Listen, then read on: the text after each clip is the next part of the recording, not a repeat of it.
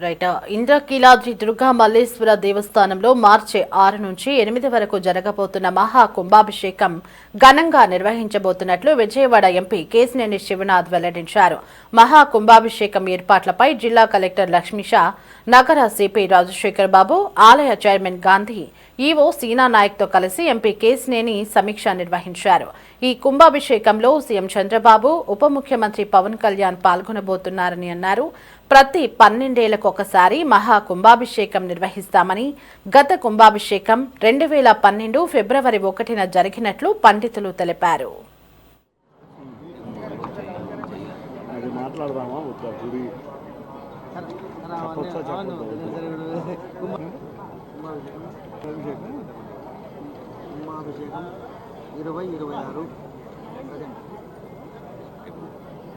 ఓకేనా?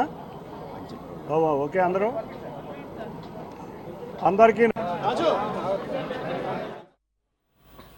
ఇంద్రకీలాద్రి దుర్గా మల్లేశ్వర దేవస్థానంలో ఏడాది మహా కుంభాభిషేకం నిర్వహించాలని దేవస్థానం వైదిక కమిటీ నిర్ణయించింది.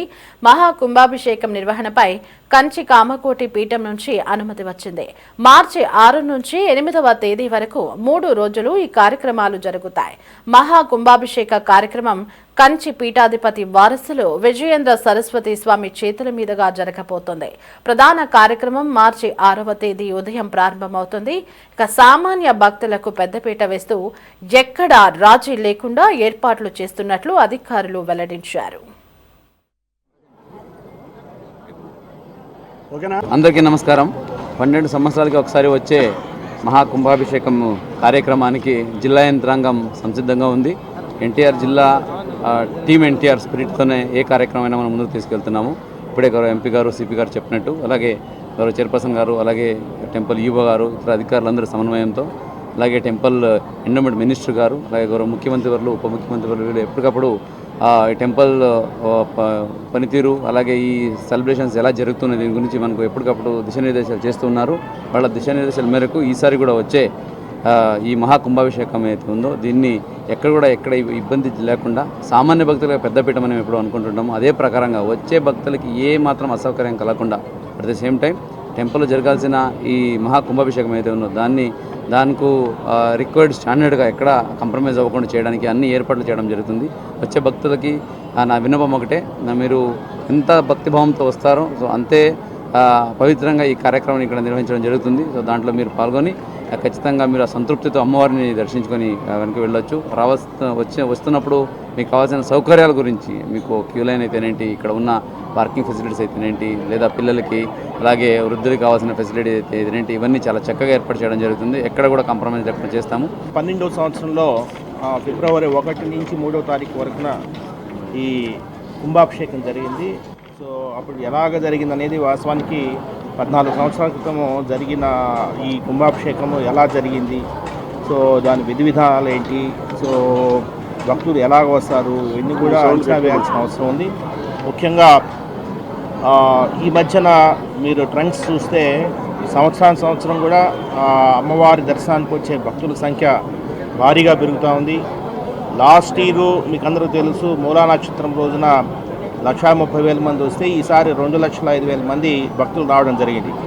ఒకవైపున ఫ్రీ బస్ సౌకర్యం, మహిళలకు ఉచిత బస్ సౌకర్యం, దీనివల్ల తర్వాత ఒక ఫీల్ గుడ్ ఫ్యాక్టర్ సమాజంలో ఉండడం వల్ల భారీ సంఖ్యలో భక్తులు వస్తున్నారు. సో ఈ మహాకుంభాభిషేకానికి కూడా ఈ భక్తులు ఎలా వస్తారనేది అంచనా వేయాల్సిన అవసరం ఉంది. సో దానికి మనము లాస్ట్ శరన్నవరాత్రి ఉత్సవాల సందర్భంగా ఎటువంటి చర్యలు తీసుకున్నామో అవన్నీ ఒకసారి సమీక్షించుకొని తద్వారా మనము ముందుకెళ్లాల్సిన అవసరం ఉంది. ద్వాదశ వర్ష నియమం అంటామండి.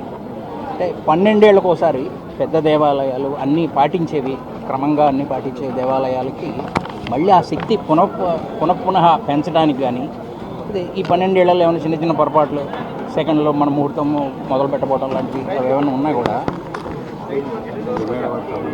వీటన్నిటికీ సంబంధించి ఒక ప్రక్షాళనలాగా తర్వాత శక్తిని మళ్ళీ పెంచడానికి మనం 12 ఏళ్లకు ఒకసారి కుంభాభిషేకం అనేది జరుగుతుంది.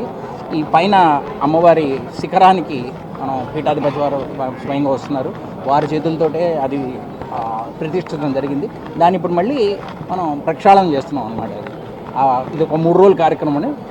హోమాలు, పూజలు అన్నీ ఉంటాయి. అది కార్యక్రమం గురించి మీరు వారి దేవస్థానంలో ప్రతి సంవత్సరం కూడాను వివిధ రకాలైనటువంటి సంప్రోక్షణాదులు, పవిత్రోత్సవాలు ఇవన్నీ కూడాను అంతర్గతంగా ప్రతి సంవత్సరం కూడా జరుగుతూనే ఉంటాయి. 12 సంవత్సరాలకు ఒక మాట వీటన్నిటికంటే కూడా విశేషంగా కుంభాభిషేకం చేయాలనేటువంటిది ఆగమశాస్త్రంలో విహితమైనటువంటిది, విధింపబడింది. దీన్ని ఇక్కడ త్రిరాత్ర దీక్షతో చేయమని చెప్పి శ్రీ శ్రీ కంచి కామకోటి పీఠాధీశ్వరులు ఆదేశించి ఉన్నారు. వారి యొక్క మంత్రాక్షతలు తీసుకుని వారి యొక్క ఆదేశానుసారంగా త్రిరాత్ర దీక్షతో దీన్ని చేయడం జరుగుతోంది. కుంభ రాశిలో కూడా ఇది చేస్తున్నందువలన మన సూర్యుడు కుంభంలో ఉండగా చేస్తున్నందువలన కూడాను దీని కుంభాభిషేకం అనేటువంటి నామధేయం ఒకటి. అది కాకుండా ఈ యొక్క విగ్రహాలకి కింద ఉండేటువంటి యంత్రాలన్నిటికీ కూడాను శక్తి పెరిగి మళ్ళీ పూర్వస్థితి రావడం కోసం అని కూడాను 12 సంవత్సరాలకు ఒక మాట చేయమని చెప్పబడింది. కాబట్టి కూడాను ఈ కుంభాభిషేకాన్ని మనం నిర్వహిస్తున్నాము. అందరికీ నమస్కారం. 12 సంవత్సరాలకి ఒకసారి వచ్చే మహాకుంభాభిషేకం కార్యక్రమానికి జిల్లా యంత్రాంగం సంసిద్ధంగా ఉంది.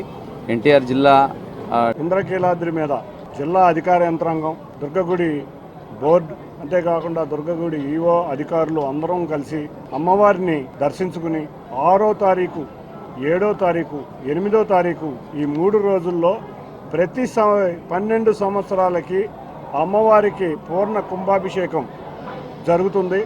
అది గౌరవ ముఖ్యమంత్రి వర్యులు, డిప్యూటీ ముఖ్యమంత్రి వర్యులు, లోకేష్ గారు, మంత్రులు అందరూ కూడా ఈ ఉత్సవ కార్యక్రమంలో పాల్గొంటారు.